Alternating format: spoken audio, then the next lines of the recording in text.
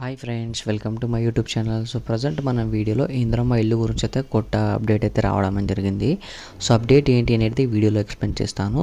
So ఈ update only L2 కేటగిరీలో ఎవరైతే ఉన్నారో వాళ్ళకి మాత్రమే.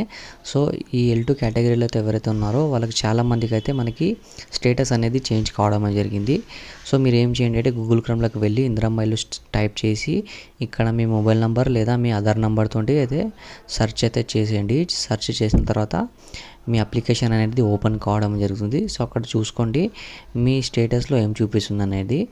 సో ఇప్పుడు చాలామందికి అయితే ఇప్పుడు గజిటెడ్ ఆఫీసర్ వెరిఫికేషన్ పెండింగ్ అనేది చూపించడం జరుగుతుంది.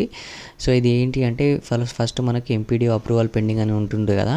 సో అదైతే మనకి ఏఐ తోటి అయితే మనకి వెరిఫికేషన్ చేయడం జరిగింది. ఇప్పుడు మనకి ఫీల్డ్లో అయితే ఆఫీసర్స్ అయితే ఇంటికైతే వచ్చి వెరిఫికేషన్ చేయడం అనేది జరుగుతుంది.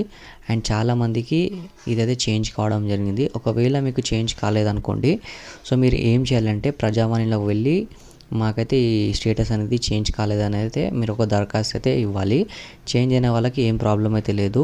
స్టేటస్ చేంజ్ అయిన వాళ్ళు ఏం చేయొద్దు, జస్ట్ వెయిట్ చేయండి 24 తారీఖు వరకు. ఈ ఎస్ఐఆర్ ప్రక్రియ అనేది ఇప్పుడైతే ప్రస్తుతం జరుగుతుంది కదా.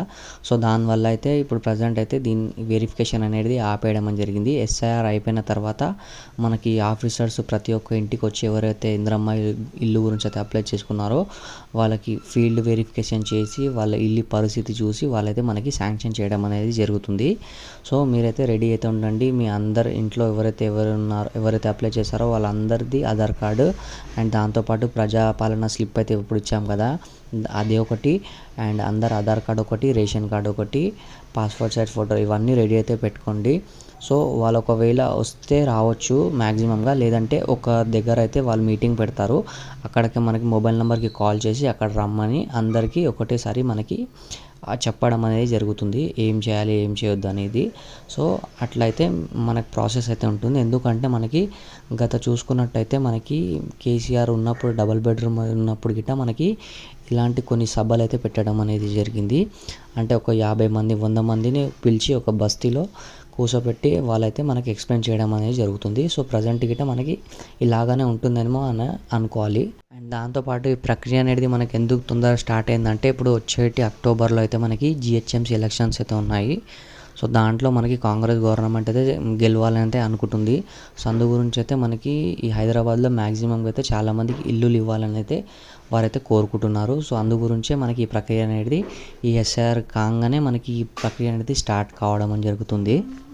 సో ఫస్ట్ అయితే మీరు గూగుల్ క్రోమ్లోకి వెళ్ళి మీ స్టేటస్ అనేది చెక్ చేయండి, చేంజ్ అయిందా లేదా అనేది ఫస్ట్. సో దాని తర్వాత ఒకవేళ చేంజ్ కాకుంటే మీరు ప్రజావాణికి అయితే వెళ్ళి దరఖాస్తు అయితే చేయాలి. చేంజ్ అయితే ఏం ప్రాబ్లం అయితే లేదు. సో ఫస్ట్ మీరు వెళ్ళి మీ స్టేటస్ అనేది చెక్ అయితే చేసుకోండి.